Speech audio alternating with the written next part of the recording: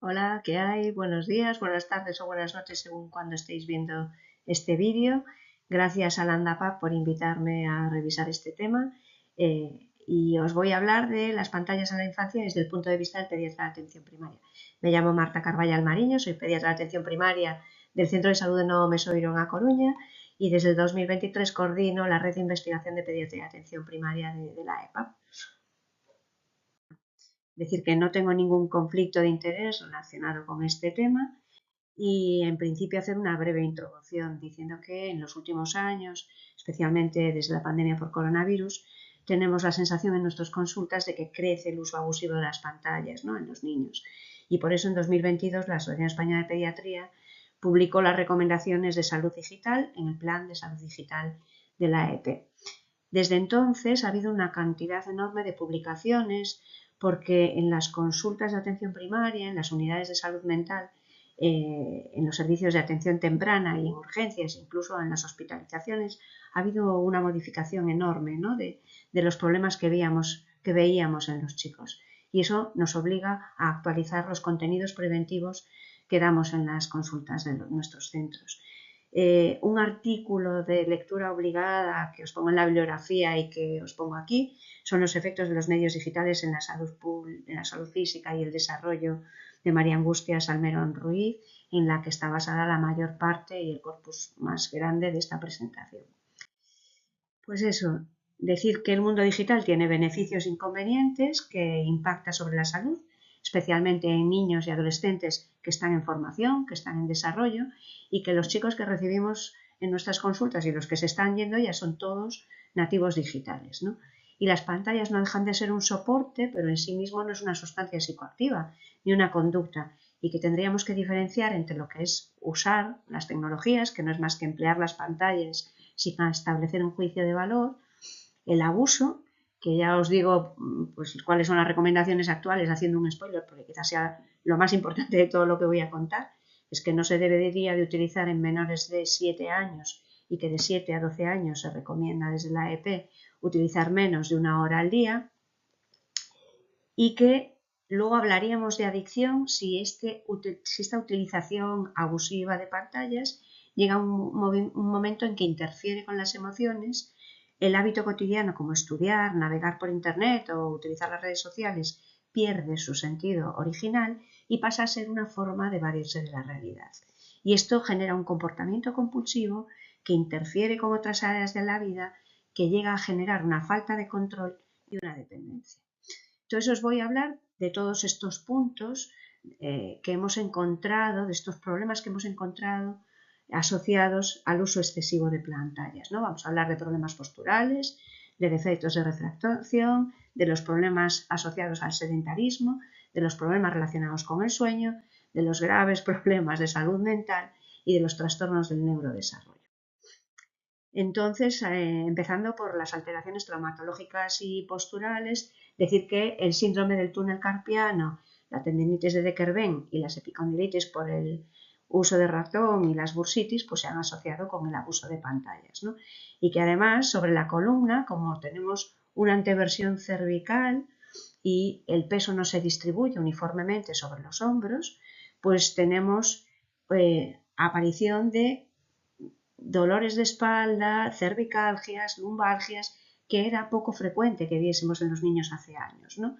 Yo le he pedido al ChatGPT que me haga un dibujo que muestra la evolución del ser humano desde sus inicios prehistóricos hasta ahora, y desgraciadamente este es el dibujo que nos hace el ChatGPT, ¿no?, relacionada con la evolución del hombre que utiliza abusivamente pantallas.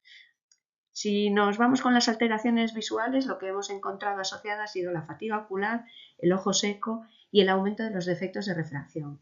Y aunque no hay una relación directa entre la miopía y las pantallas, o por lo menos no es lo que he encontrado en la bibliografía, sí que se relaciona mucho con el hecho de estar encerrado en ambientes cerrados, con poca luz y utilizando mucho la visión cercana. Y entonces varios estudios sugieren que los niños son más propensos a desarrollar miopía por estar menos expuestos a la luz natural y pasar más tiempo en ambientes cerrados. y hay una alta evidencia de que aumentar el tiempo en actividades al aire libre y reducir un trabajo cercano previene el desarrollo de miopía en niños. Los oftalmólogos llegan a decir que casi un 50% de la población tendrá miopía, ¿no?, en un futuro. Si pasamos al punto de sedentarismo y obesidad, se ha demostrado que la disminución del ejercicio físico y la exposición a pantallas conduce a obesidad en niños y adolescentes. Y hay buenos ensayos clínicos controlados, que sabéis que son los que mayor evidencia tienen en demostrar la causalidad. En niños ha visto que si se les reduce la exposición a pantallas, se disminuye la ganancia de peso. Se supone que está relacionado con una ingesta aumentada, con la exposición a publicidad de alimentos poco saludables, porque modifica las preferencias y los hábitos de consumo de los niños y porque si se hace a últimas horas del día altera y disminuye el tiempo de sueño. Así que se ha visto que reducir el tiempo medio de pantallas reduce el índice de masa corporal en los niños. Bueno, y este es nuestro otro caballo de batalla, ¿no? La exposición a pantallas se ha relacionado con muchos problemas del sueño y el sueño es fundamental en el desarrollo de los chicos para el aprendizaje y la memoria y para regularlos emocionalmente y para regular su comportamiento. Y el hecho de que tengan faltas de sueño se ha relacionado con pérdidas de memoria, falta de concentración y empeoramiento de los resultados académicos. Se supone que empeora todo esto el hecho de que los dispositivos estén en la habitación, que no haya un control parental que limite ese uso, que haya un estímulo excesivo a últimas horas del día por un uso de Internet muy relacionado con juegos, luces, emociones que alteran la conciliación y también el hecho de exponer a los chicos a una luz clara. Sabéis que más allá de las 9 de la noche hay estudios que relacionan esos problemas del sueño, así que en los últimos años los niños expuestos a televisión o pantallas ha disminuido el tiempo total del sueño, se ha retrasado el inicio del sueño y el tiempo del sueño está todo retrasado y además aumentan las alteraciones del sueño. ¿Qué problemas tiene esto después durante el día? Pues que están cansados o somnolientos. ¿Cuál es el mecanismo, cuál es la fisiopatología que produce esto? Pues sabéis que la melatonina se produce endógenamente con los ciclos sueño-vigilia. Si exponemos a luz clara, inhibimos la producción endógena de melatonina y tenemos alteraciones sobre todo de conciliación del sueño. Bueno, pues a continuación nuestro gran caballo de batalla, ¿no?, relacionado con las pantallas, que son los problemas de salud mental. Y es que sí que ya tenemos estudios que asocian de forma robusta el uso problemático de Internet con un montón de problemas de salud mental, como la depresión, la ansiedad, el aislamiento social, la desmotivación, la intolerancia al aburrimiento, los problemas de concentración, no ser capaces de autorregularse en el mundo real, pero encima es que no son más felices, son mucho más infelices y disminuye el bienestar subjetivo. Esta asociación, además, y es lo que más asusta, es mayor en los estudios cuanto más recientes son. Entonces, a mí casi el que más me preocupa, bueno, todo me preocupa, ¿vale? Pero sobre todo esa desmotivación me parece que interfiere muchísimo con el comportamiento del adolescente y me recuerda mucho a antiguas dependencias como eran cuando yo era joven, la marihuana, por ejemplo, que generaba en los adolescentes un síndrome amotivacional. Si un chico adolescente pierde las ganas de socializar, de hacer deporte, de pasárselo bien, de salir a la calle, de aprender algo nuevo, si no tiene ganas de estudiar, ni de leer, ni de aprender nada, ¿qué le queda? No es capaz de aprender a autorregularse en el mundo real. No es capaz de afrontar los problemas que el mundo real le plantea. Y por eso estamos teniendo tantos ingresos en los hospitales y en los servicios de urgencias y las unidades de salud mental están desbordadas si ellos no son capaces de afrontar la vida real que les toca vivir, ¿no? El otro punto que es importante es que los varones presentan también más aislamiento que las mujeres. Las mujeres en general pues son... Bueno, y vamos entonces con cuál es el mecanismo fisiopatológico que genera esa adicción a pantallas, ¿vale? Pues está basado en la gratificación variable. Todos conocéis el ratoncito de condicionamiento operante de Skinner, que es que está dándole a una palanquita a la que inicialmente cada vez que le da le viene alimento y una vez en determinado momento, una vez que le da a la palanquita no viene alimento, pero unas veces sí y otras veces no. Y esa expectación a esa retroalimentación positiva, que en las redes sociales o en los juegos es lúdica o social, pues favorece esa adicción. Los likes, voy a obtener el premio que me da el juego, ¿no? Todo eso es lo que genera más adicción. Entonces, esos circuitos de recompensa inmediata están estimulados a través de la producción de neurotransmisor, que es la dopamina, y las redes sociales y el juego online utilizan esos sistemas de recompensa que favorecen la adicción. Y los que son los dueños de las redes sociales, de los juegos, los conocen perfectamente ese mecanismo adictógeno. De hecho, lo utilizan pues, como una técnica de marketing, pero es que la están utilizando en cerebros todavía en desarrollo e inmaduros. Y luego además tenemos que saber que el riesgo de adicción es muy variable dependiendo de para qué utilicemos, ¿no? Internet y las redes sociales y todo. Entonces es distinto que le estemos preguntando al ChatGPT o a Google que me explique detalladamente cómo son las ecuaciones de segundo grado y con ejemplos, que lo utilicemos para meternos en redes sociales y estemos 6 horas esperando a que nos den likes, o que nos metamos en juegos sin apuestas. En un escalón mayor si hay pornografía, que también genera más adicción. Si ya nos metemos en compras compulsivas o en apuestas online, la adicción está en un riesgo muchísimo más alto. Y hay un estudio que es especialmente interesante que realizó Cáritas en el 2022 sobre qué conductas adictivas en Internet tenía la población especialmente vulnerable.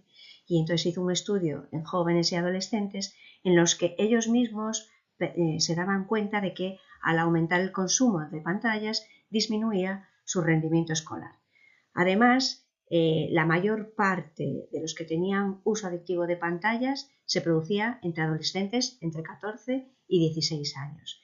Y además era más frecuente en aquellos que tenían un 20%, o sea, aquel 20% que tenía menos ingresos, aquellos que no realizaban actividades extraescolares, aquellos que tenían dificultades en la relación, por ejemplo, trastornos del espectro autista, trastornos del lenguaje, discapacidades auditivas, y aquellos en los que los propios padres hacían un uso excesivo de los móviles y las pantallas.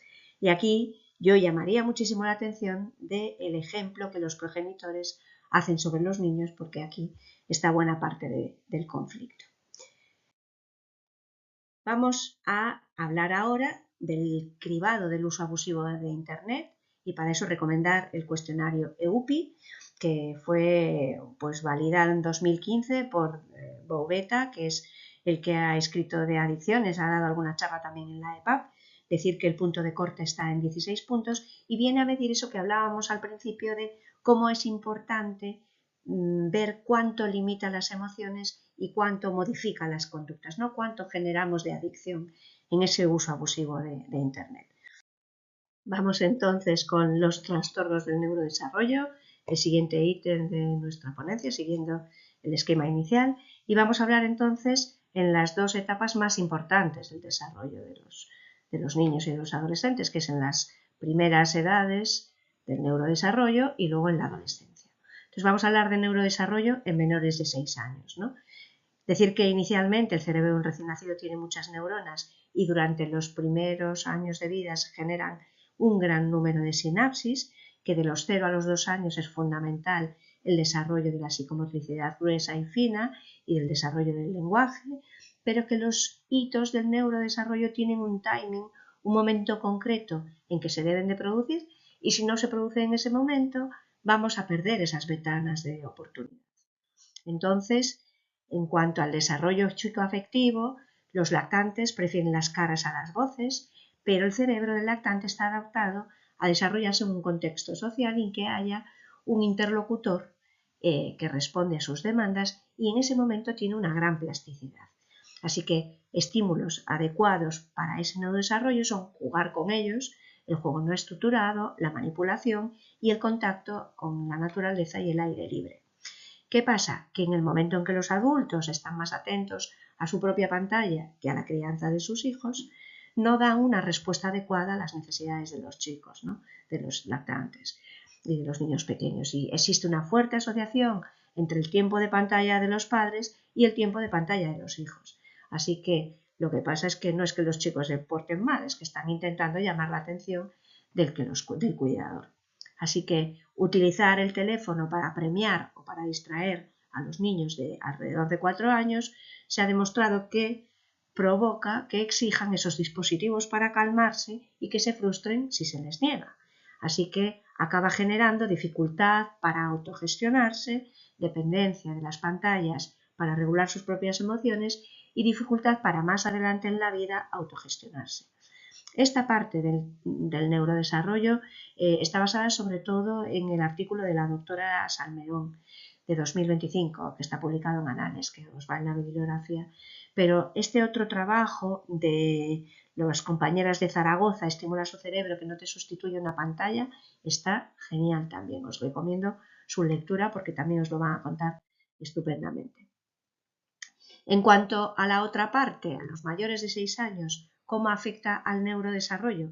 Pues sabemos que el neurodesarrollo no finaliza hasta la veintena y que lo último que se desarrolla son las funciones ejecutivas, que están en estas cortezas prefrontales, ¿no?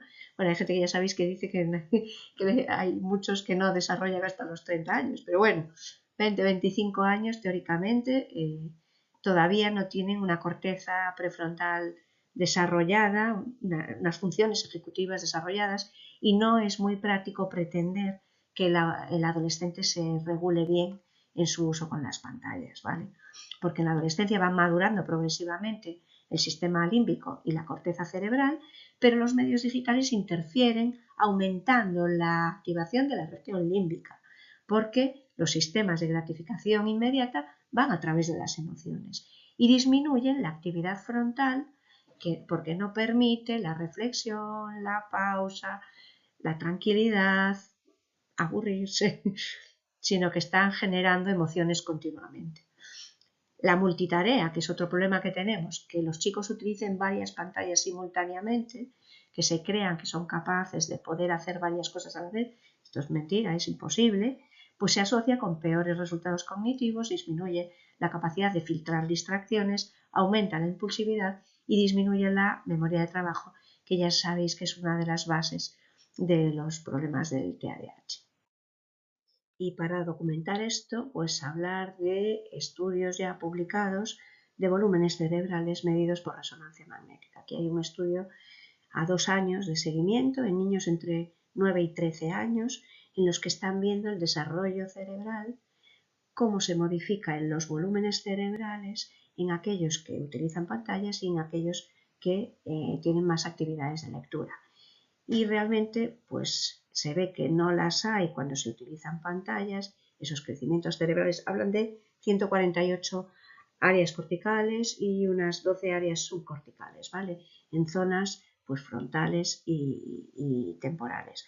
Y lo que están diciendo es que hay zonas que claramente están disminuidas en aquellos niños que utilizan pantallas respecto a los que y viendo este esquema se ve cómo los que leen, que son naranjas, respecto a las pantallas, que son azules, tienen una diferencia sustancial entre la capacidad de reconocer el vocabulario oral y la capacidad evocadora de las palabras, que ya sabéis que es lo que nos ha permitido pues, transmitir el conocimiento a lo largo de los siglos, las imágenes que nos hacemos de las palabras y la diferencia que hay entre los que usan pantallas y los que leen.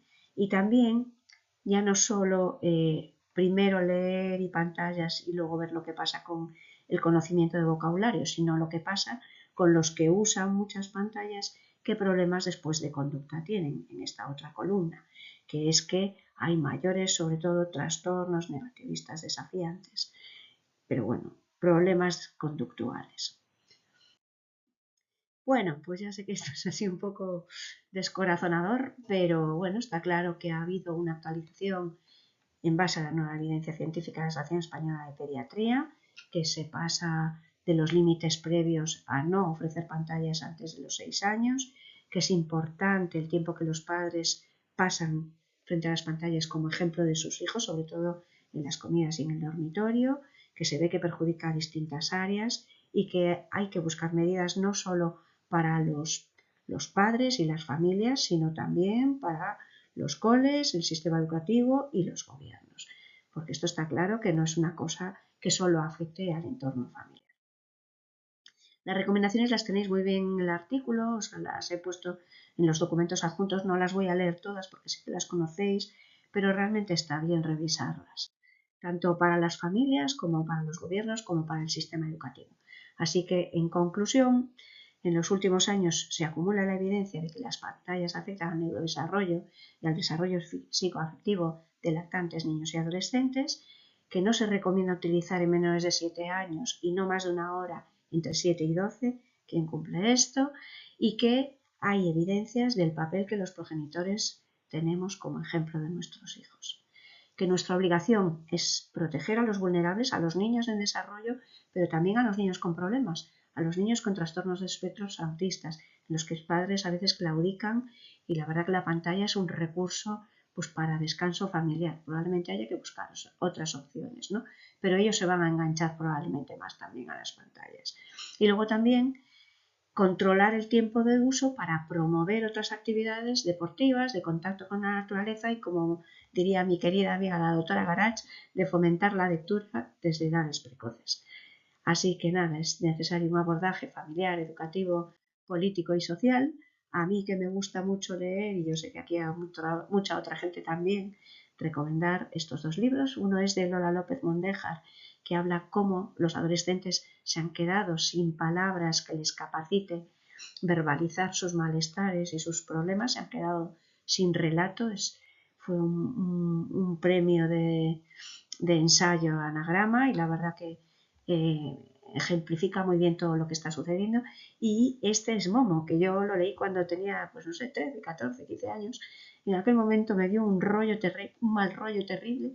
Y ahora que lo vuelvo a releer con mi hija, pues la verdad lo que hay es hombres grises que le roban el tiempo a la gente intentando monetizar ese tiempo que les roban. Es realmente clarificador. O sea que recomendárselo a vuestros adolescentes y releerlo si lo habéis leído, porque pone un poquito la piel de gallina.